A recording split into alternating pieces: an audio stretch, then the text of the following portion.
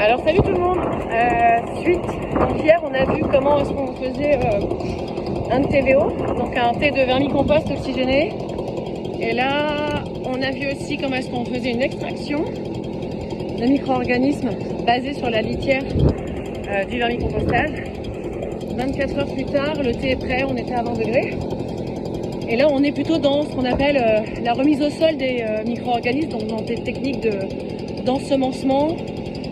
Certains diront que c'est de la biostimulation, on s'en fout. L'idée c'est de comprendre comment est-ce que je vais déposer avec cet outil. Donc j'utilise un style, dedans j'ai mon TVO.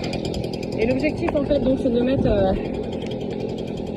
au sol sans que ça passe par une pression quelconque, c'est-à-dire une pression qui passe par un pulvé.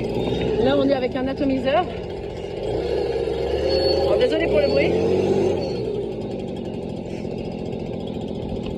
Donc l'objectif avec l'atomiseur, c'est que vous avez le TVO qui descend par gravité et qui va être soufflé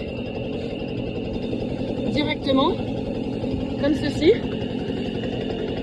Donc il n'y a aucune pression à 5 bars ni à 2 bars.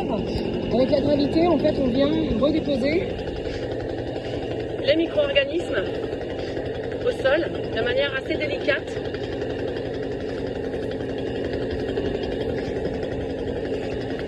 Normalement on le fait en fin de journée, hein. On ne le fait pas en plein soleil comme ça, mais c'est pour des raisons pédagogiques aussi. Et on va utiliser le même appareil, surtout quand on a des petites surfaces, peut-être en maraîchage ou en filière vitis, si vous avez un petit peu de vitis, mais pas plus d'un hectare, parce qu'au-delà d'un hectare, ça faudra changer d'appareillage. Donc on dépose. Il y a de la matière organique, c'est obligatoire. Si vous remettez des nématodes, des protozoaires, des bactéries, des champignons sans matière organique, ça ne sert à rien. Si vos sols sont nus, ça ne sert à rien. Vous voyez, on dépose, c'est vraiment assez simple.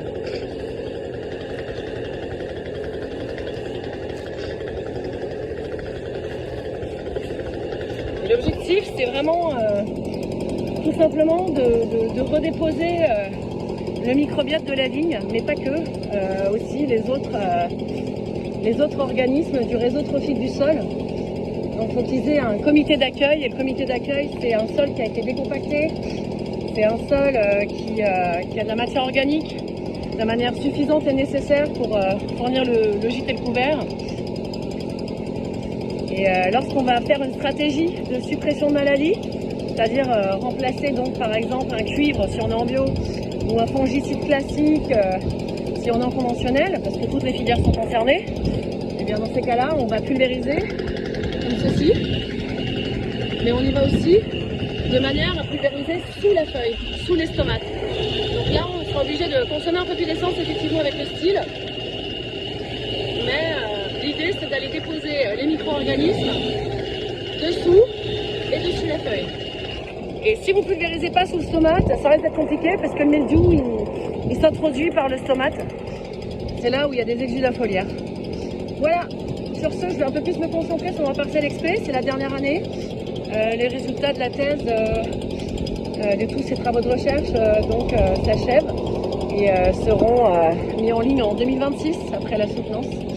Et merci en tout cas pour tous ceux et celles qui ont suivi ces travaux, ceux et celles qui ont aussi financé les recherches, puisqu'on va réaliser les tests d'ADN environnemental là ce mois-ci, au mois de juin. Et donc merci à tous et à toutes pour ceux et celles qui nous ont supportés, qui nous ont soutenus financièrement. Et voilà. Et merci à Arnaud qui fait un coup de main pour ces dernières pulvérisations. Allez, salut!